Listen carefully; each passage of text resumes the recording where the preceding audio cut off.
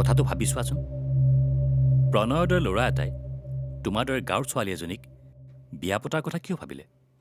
কাৰণ এইবোৰে, তেনেকুৱা এজন মানুহক কোনে ছোৱালী দিব?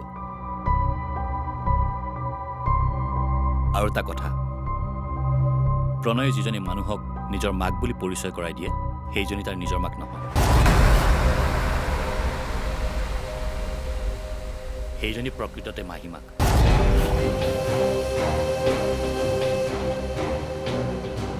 আৰু ঘৰত যে ভনীয়েক এজনী আছে, সেইজনী সেই মাহীমাকৰ সন্তান।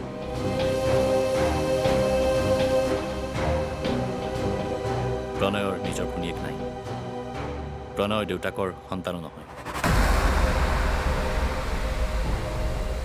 ঘৰখনত বহুত খেলি মেলি আছে, সেইকাৰণে মই তোমাক কৈছোঁ, বিয়া নহ'বা। শান্তি নাপাবা।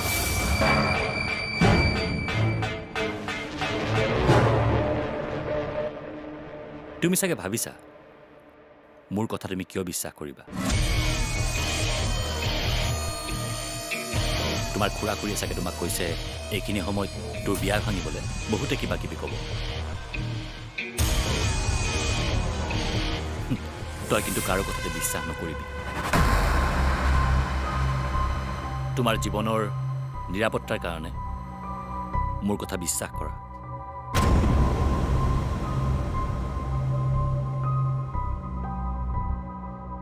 নহ'লে হয়তো এদিন বৰ বেয়াকৈ পস্তাব লাগিব, যেনেকে বৰ্ণালীয়ে পস্তাইছিল।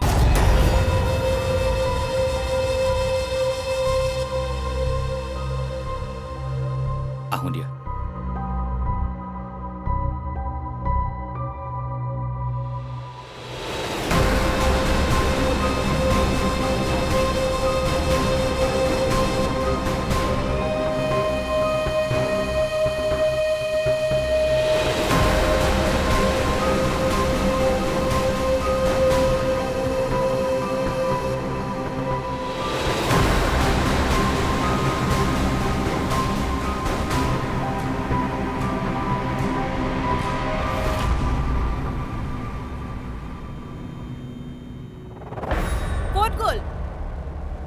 মই সুধি আছো, মানুহবোৰ ক'ত গ'ল? মোৰ ছোৱালীৰ লগত ন্যায় নহওঁতেই কেনেকৈ হ'ব পাৰে এই বিয়া? বিয়নী, আপুনি ইমানকৈ চিঞৰিছে কিয়? আপোনালোকৰ কামেই মোক বাধ্য কৰাইছে চিঞৰিবলৈ। এইখন ঘৰতে মোৰ ছোৱালীজনী ৰহস্যজনকভাৱে মৃত্যু হৈছিল। সেই ৰহস্যৰ ফাদিল নহওঁতে কেনেকৈ পাতিব পাৰিলে প্ৰণয়ে নতুন সংসাৰ? আপুনি কিনো মূৰ্খৰ নিচিনাকৈ একেটা কথাকে কৈ আছে? ডক্টৰে কৈছে নহয় হাৰ্ট এটেকত মৃত্যু হৈছে বুলি, আৰু ডেথ চাৰ্টিফিকেটতো সেয়াই লিখা আছে। তাৰ পাছতো আপুনি কিয় বুজি পোৱা নাই? মই বিশ্বাস নকৰোঁ। মই জানো তাইক কোনোবাই হত্যা কৰিছে, কোনোবা আত্মাই হত্যা কৰিছে তাইক। আপোনাৰ মানসিক বিকৃতি ঘটিছে। মই আপোনাক অনুৰোধ কৰিছোঁ, আপুনি আৰু আমাৰ ঘৰলৈ নাহিব। পাগলক অনুৰোধ নকৰে নহয়।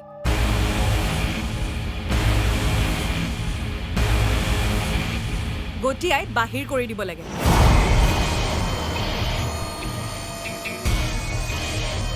যাওক, ঘৰলৈ যাওক।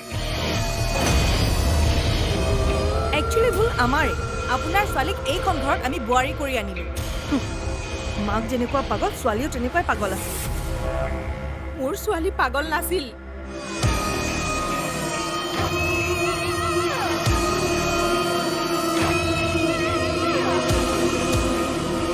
মোৰতো সন্দেহ হ'বলৈ ধৰিছে এতিয়া। তাইক আপোনালোকেই হত্যা কৰিছে। কি ক'লে আপুনি? হা, ওলাওক এতিয়াই, আপুনি মোৰ ঘৰৰ পৰা ওলাই যাওক। মই বাৰু গুচি যাম, কিন্তু মই মোৰ ছোৱালীৰ হত্যাকাৰীক বিচাৰি উলিয়ামেই।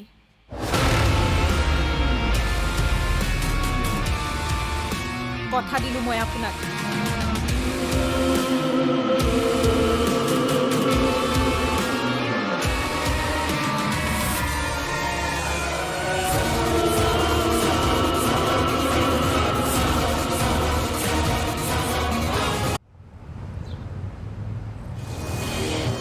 তই আকৌ কিহৰ টেনশ্যন লৈছ? তই যি ডিচিশ্যন লৈছ ভালেই ডিচিশ্যন লৈছ। হৈ যাব দে বিয়াখন।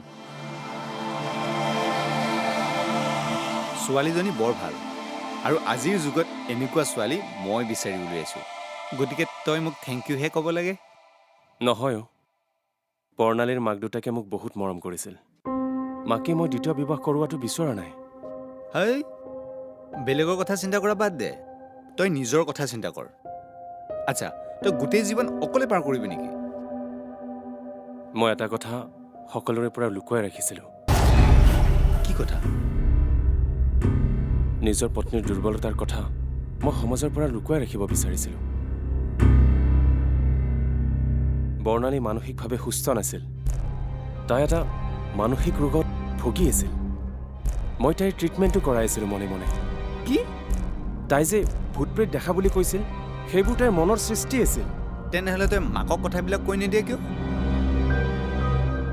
বিনা কাৰণত মানুহজনীয়ে চাৰিওফালে গাই ফুৰিছে জীয়েকক হেনো কোনোবাই আত্মাই হত্যা কৰিছে মই ক'ব নোৱাৰোঁ কিয় ছোৱালীৰ আকস্মিক মৃত্যু তেওঁ সহ্য কৰিব পৰা নাই আৰু তাতে যদি মই এষাৰ কথা কৈ দিওঁ যে তাই মানসিক ৰোগী আছিল তেখেতে কম দুখ পাবনে এইবোৰ কথা গোপনে আছিল গোপনে থাকিব দে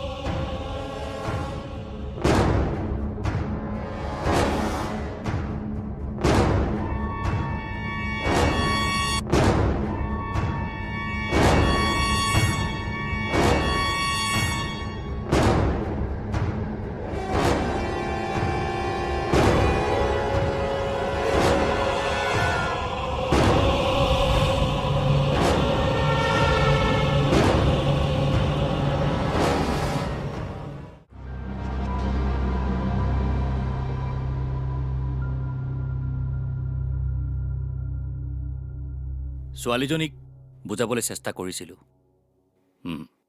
কিন্তু নুবুজিলে আজি হেনো বিয়া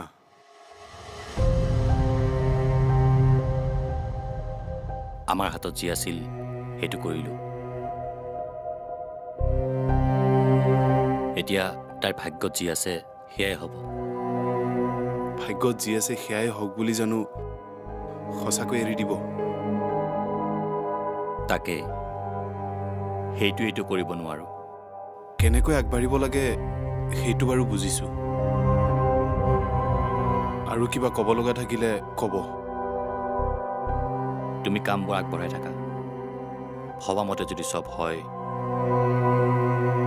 তেতিয়া মোতকৈ সুখী আৰু কোন হ'ব বুজি পাইছোঁ আপোনাকনো মইনো আৰু কি ক'ম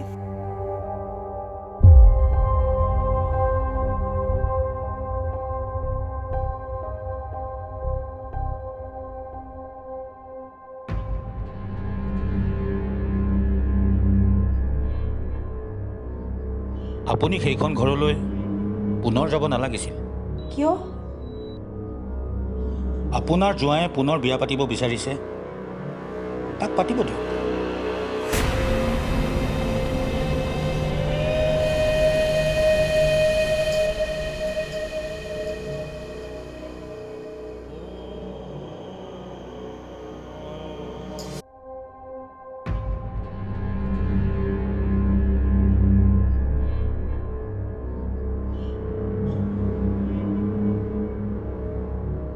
যদি আত্মাটোৱে আপোনাৰ ছোৱালীজনীক অসুবিধা দিছিল তেনেহ'লে সেই আত্মাটো এতিয়াও সেইখন ঘৰতে আছে।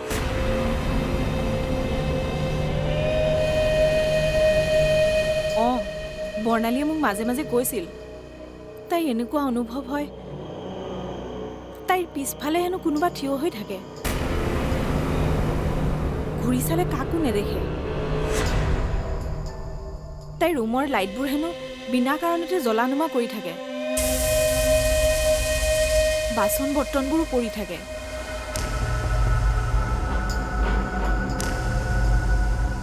আৰু বহু কথাই কৈছিল তাই মোক।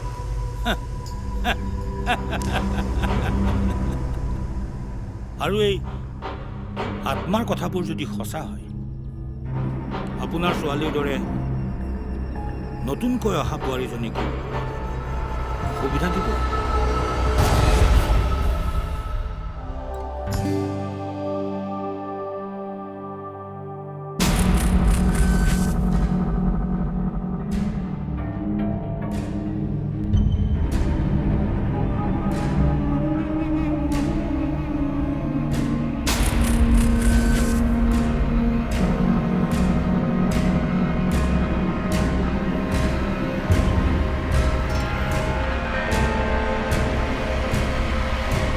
বহু ক্ষেত্ৰত আমি নিজকে শ্ৰেষ্ঠ বুলি প্ৰতিপন্ন কৰাৰ দৌৰত দৌৰি ফুৰোঁ।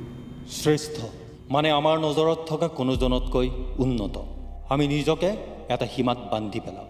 নিজকে শ্ৰেষ্ঠ বুলি প্ৰতিপন্ন কৰাৰ সলনি যদি উত্তম কৰি গঢ়ি তোলোঁ, তেতিয়া হয়তো আমাৰ সন্মুখত কোনো প্ৰতিদ্বন্দ্বী নাথাকিব।